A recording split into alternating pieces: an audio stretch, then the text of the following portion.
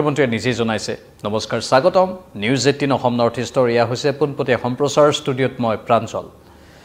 বহু লোকে অৰুণোদয় আঁচনিৰ সুবিধা লাভ কৰি আছে শেহতীয়াকৈ আৰু অধিক লোকক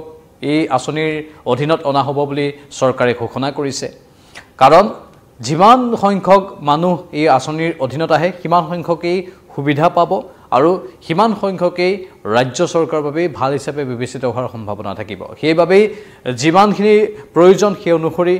মানুহক অৰুণোদয় আঁচনিৰ সুবিধাখিনি ৰাজ্য চৰকাৰে দি আছে কিন্তু মুখ্যমন্ত্ৰীয়ে ডাঙৰ ঘোষণা কৰিছে বৰ বেছি আমি ঘূৰাই কথাটো নকওঁ আমি পোনপটীয়াকৈ বিন্দুবোৰলৈ আহিব বিচাৰিছোঁ মূল কথাটো হৈছে যে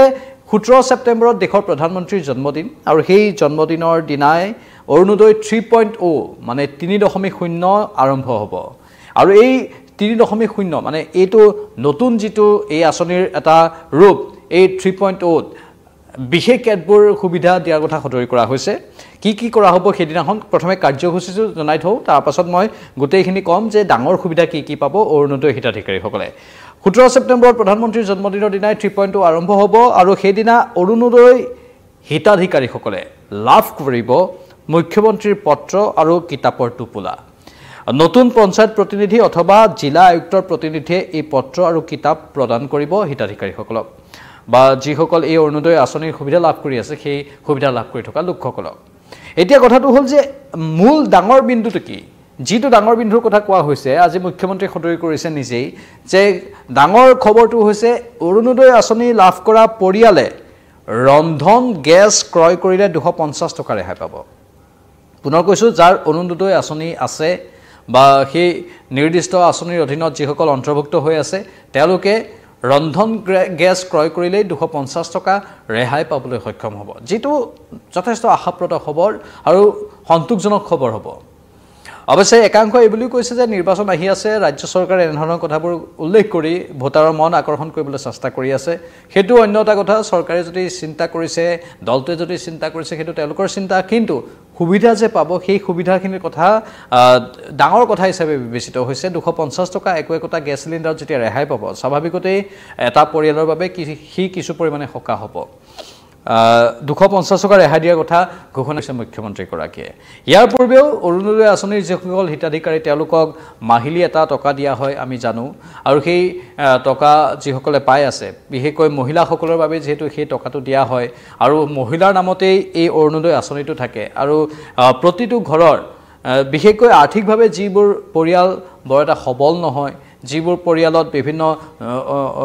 বিভিন্ন ধৰণৰ অভাৱ অভিযোগ থাকে সেই পৰিয়ালবোৰক এই অৰুণোদয় আঁচনিয়ে চুবলৈ চেষ্টা কৰা বুলি সদৰি কৰা হয় আৰু সেই পৰিয়ালবোৰকে এই আঁচনিৰ অধীনত বিভিন্ন সা সুবিধা দিয়া হয় চাউল দি থকা হয় আৰু এইবাৰ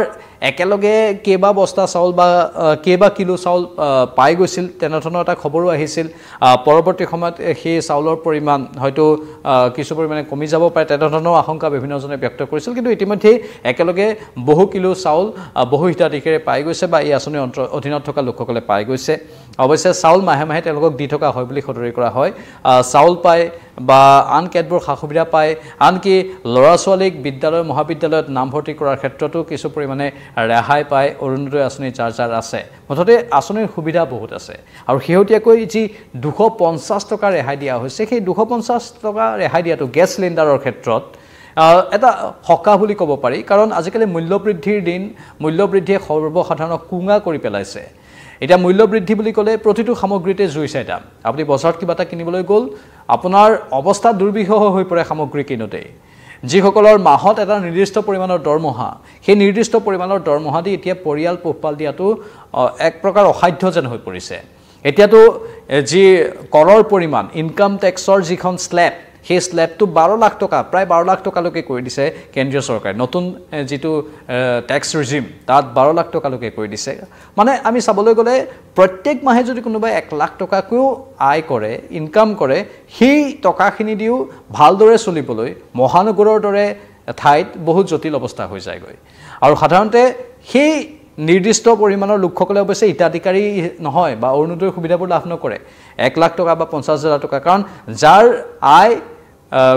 তুলনামূলকভাৱে কম যিসকল লোকৰ